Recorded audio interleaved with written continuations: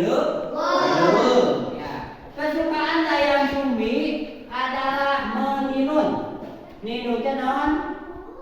Nganyam pakaian. Kurang nama. Nganyam pakaian. Ya, nganyam. Selagi nganyam dia secara tidak sengaja, ya, gunakan. Tidak sengaja torak itu alat meninun, ya. Toraknya jatuh ke bawah. Ya, kalau jatuh pasti ke bawah. Nah, dia berkata, barang siapa yang mengambil torak apabila laki-laki akan menjadi suami, apabila perempuan akan menjadi teman, ya. Secara tidak sengaja ada yang mengatakan demikian. Ternyata yang mengambil torak siapa? Si Tumang, itu anjing. Anjing itu mengambil torak dan diberikan kepada Dayang Sumi. Nah, Dayang Sumi merasa takut, ya, karena ucapannya tadi mengatakan kalau seorang laki-laki akan dijadikan suami apabila wanita akan jadi teman. Nah, ternyata si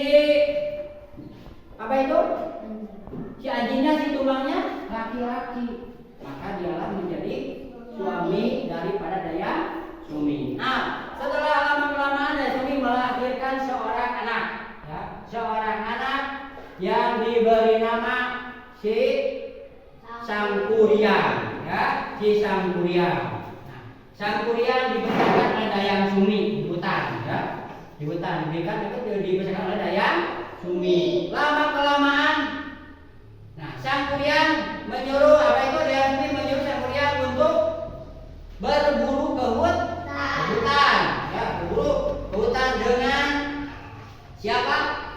Dengan si Tumang. Pergi ke hutan mencari mencek atau kijang atau kelinci. Setelah sampai di hutan dia tidak menemukan kijang, tidak menemukan kelinci. Akhirnya apa? Si Sangkuriang marah kepada siapa? Kepada si Tumang, kemudian dipukul si Tumang, akhirnya mati. Ya, si Tumang mati di hutan. Nah, lama-kelamaan si Tumang si Sangkuriang tidak bisa menjawab, ya, tidak bisa menjawab. Karena dia takut bahwa si Tumang telah dibunuh. Nah, lama-kelamaan dia berkata bahwa si Tumang telah kubunuh di hutan. Nah, ibunya sangat marah, ya, sangat marah. Pada saat itu ibunya sedang memegang sirup, ya, alat untuk untuk mengambil sayuran. Secara tidak sengaja memukul kepala si Sangkuriang karena baru menjadi seorang pemuda yang sangat tampan. Dia sedang berkeliling di hutan. Ternyata ketemu dengan dengan siapa? Dayang Sumi. Nah, dia mencintai Dayang Sumi karena cantiknya, ya, karena cantik, ya. Nah, setelah itu dekat. Secara tidak sengaja Dayang Sumi Sangkuriang itu adalah anak. Dia tidak percaya. Tetap Sangkuriang ingin menikahi Dayang Sumi. Nah, kemudian Dayang Sumi karena tidak mau menikah anaknya, dia minta syarat. Apa itu syaratnya? Untuk membendung Citarum, ya, untuk membendung Sanggul atau Citarum, ya, membendung Citarum untuk menjadi sebuah danau.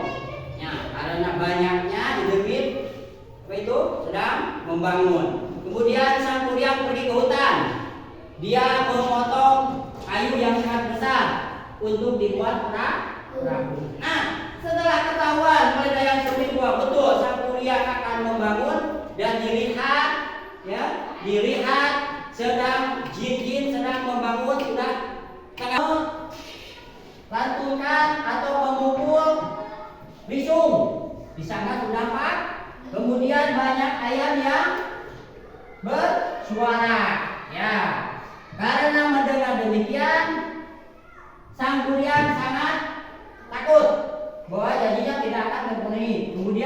jin, para dedemit juga berlarian.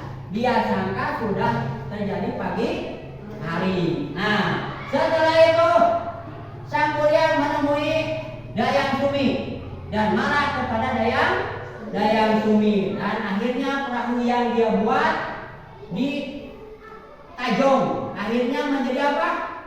Menjadi sebuah bukit yang bernama Tangkuban Perahu. Nah, demikianlah ya Dayang Sumi dan Sang Kuryang, ya, dan dia apakah dia jadi menikah?